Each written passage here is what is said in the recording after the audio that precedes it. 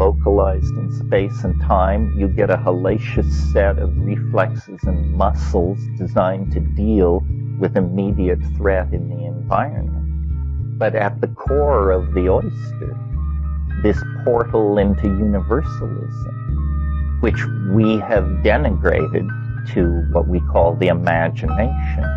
There is a third eye. The third eye exists, but it doesn't look out at this world. You've got two perfectly good eyes for doing that.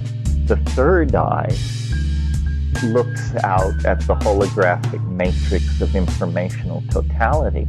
And then the problem for that form of perception is filtering, soul or being. Yes, it's simply that consciousness is distributed and holographic, and nobody has their brand on it. What we have been calling human consciousness is the only consciousness there is. It's something you tap into, not something you evolve out of yourself. You required a local language to create a local model of this universal input. If your local language is insufficient, then you abide in a domain of intuition. That's what I would call animal consciousness. It's a domain of intuition of being. Animals intuit being.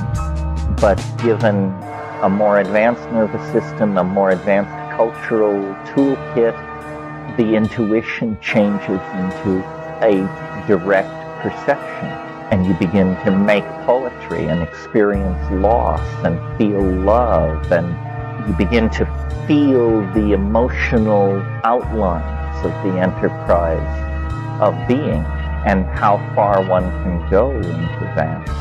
I assume it's infinite, or at least appears infinite from our limited. Well, the local language is a necessary compromise. Interesting, the thing that makes psychedelics so central to a discussion like this, they are the only thing which pulls the plug on the illusion created by local language. That's why people are both in love with it and terrified of it, because it addresses a fundamental aspect of reality, and it addresses it incontrovertibly. And people who feel culture as a safety zone that is keeping at bay the black oceans of God knows what are not interested in taking psychedelics. On the other hand, people who feel confined by the cultural dream and who want to cross the black oceans of who knows what to see what's on the other side, they embrace that same experience as a God-sent gift. But it's the same phenomenon. So it addresses one's own fundamental relationship to the unknown. Local languages, like local cultures and architectural styles and everything else, are designed to create, I think, an infantile sense of security. One of the bees up my rear end these days is the idea that culture is not our friend, that we have been very naive about what culture is and how it is something designed for the convenience of the species. It could turn you into a janitor or a banker or a celebrity or anything else with no interest or concern for whether that's good for you.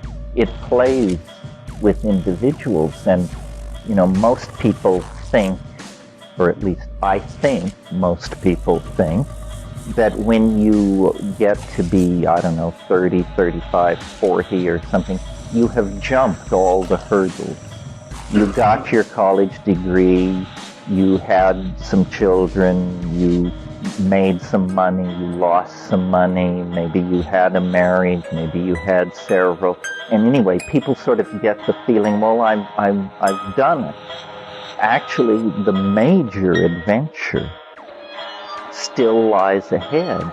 And the major adventure is to claim your authentic, true being, which is not culturally given to you.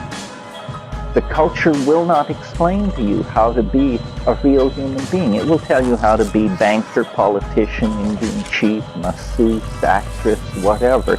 But it will not give you true being. And maybe this is the voice of somebody who just turned 50 talking. I thought it would get simpler. It doesn't, because this rejection of culture thing is the last and hardest step to take. And there are all kinds of impediments to taking it. The fact that in middle age, if you've played the game right, you get a lot of money. That's totally stultifying in most cases in terms of going forward to the next level. It's almost as though culture is an enterprise, self-organized, to buy you off at the moment when you might be most dangerous to its values and goals. Well, you know, in Revelation, the Ancient of Days is described as a sword which comes out of the mouth. It's a very hard image to picture, but a sword, a turning sword, which comes out of the mouth. And of course, the whole Western myth of creation, the world was made by an utterance. In the beginning was the Word, and the Word was made flesh. And in some sense, I think what is not stated there is that then out of the flesh, the Word must be redistilled. That's the second half of the historical process. In this book, which I may mention at some point, the statement is made, God created man in order to taste the bitter fruit of time.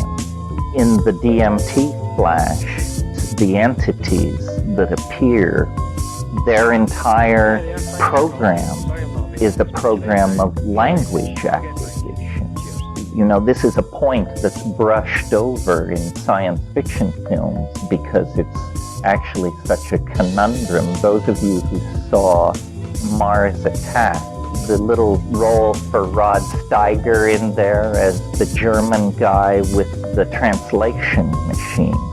Well, if you think about alien contact, real alien contact, we cannot assume that universal understanding is easily achieved.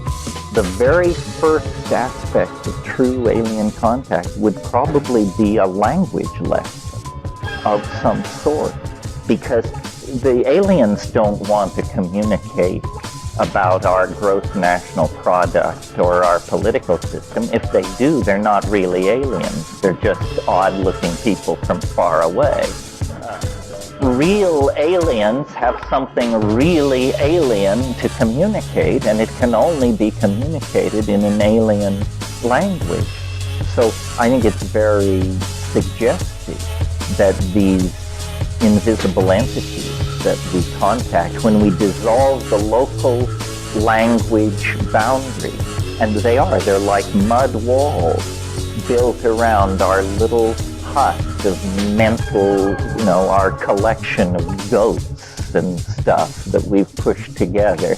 And then we dissolve the walls, and alien people, there's alien minds out there waiting to trade with it. They probably have always been trading with individual geniuses through dreams, through insight, through imagination. I mean, many of, if you've read Thomas Kuhn's book, The Structure of Scientific Revolution, you know that even in as constipated and self-conscious an enterprise as science, the real breakthroughs occur in situations of delirium, frenzy, drunkenness, inspiration, and then guys, usually it's guys, spend the whole rest of their professional life trying to make it all sound reasonable and rational and how it proceeded from earlier work done by other people and so forth and so on. This is just a fantasy, a kind of way of attaining respectability.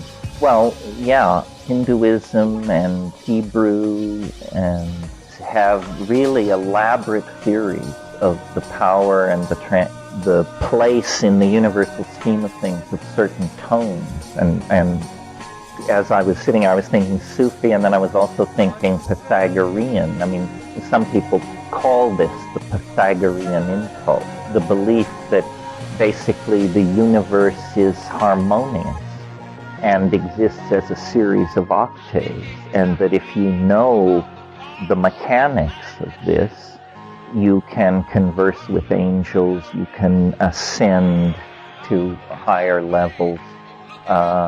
Yes, again, it's an issue of language. I mean, some languages fill your pockets with lead, and some languages give you a helium balloon for plunging into these metaphysical areas. One thing I wanted to talk about this morning, and maybe this is the place to get into it, is we've spoken of the imagination as a seemingly boundless realm, but it's not ruled. And the people who encounter it without rules often have very difficult experiences, the most difficult of which can be raving madness. And so if we're going to embrace the imagination as the new benchmark of being, then we need to talk about what the rules are that obtain in the imagination. You know, the 14th century nominalist William of Ockham dealt with questions like, can God do anything? Yes, God can do anything. Then can God make a rock so heavy that God can't pick it up? And then if not, why not? And what does this mean?